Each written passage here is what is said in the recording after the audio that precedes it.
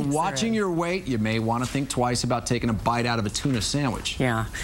Dr. Steve is here to explain. So how come no tuna? Maybe no tuna with mayonnaise. Maybe well, that's it. yeah, you got to know what you're eating. That's right. You think your tuna salad's healthier than your turkey sandwich? Well, you may be adding more inches to your waistline than you originally thought. And here to show us some healthy foods that are making us fat is nutritionist Tanya Zuckerbrot. Tanya, thanks for coming in this morning. Thanks for having me. All right, so we have some very popular things. I don't want to get to them right away.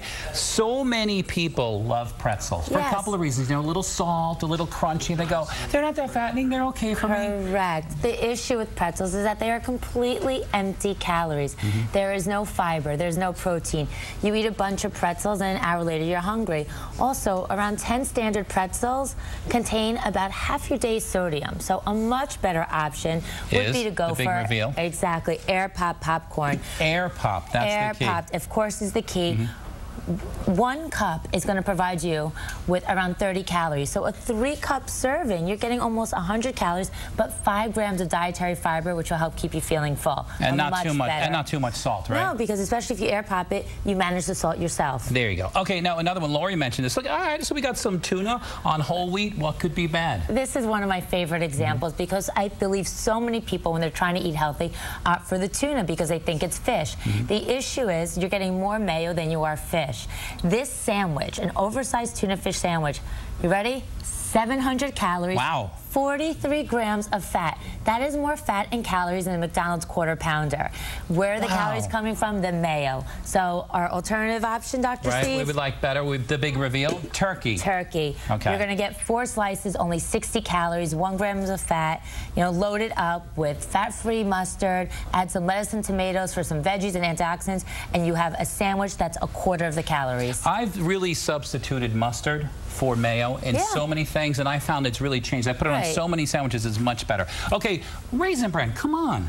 Everybody loves Raisin Bran. This is surprising because anything with the word bran in it or any cereal that's going to make a high fiber claim is certainly healthier than a sugary alternative that has no fiber. But this particular cereal has 17 grams of fiber. That's more than, 17 grams of sugar. That's almost 4 teaspoons. And it only has around 5 to 7 grams of fiber in typical Raisin Bran.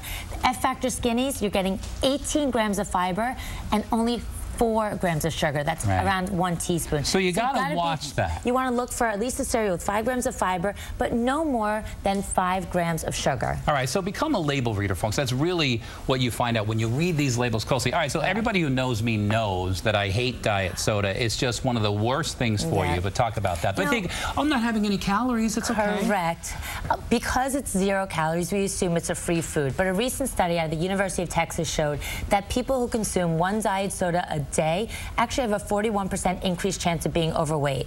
Now, how is it that something that has no calories can lead to weight gain? Because there tends to be an insulin response regardless of the fact that there are no sugars. Your body senses sugar. Yeah, because we're tasting it. Insulin gets released and it causes you to crave more sugar. Okay. So what water, seltzer or water is a better choice. Okay, 0 calorie, and you want to add some flavor, use some lemons or some limes. Okay, so finally, turkey burger. These are so popular. People say, I'm getting a turkey burger, it's got to be good for me. People, you might as well get a hamburger. Unless the label says made with white turkey meat only, we can make the reveal here. 99% just the breast.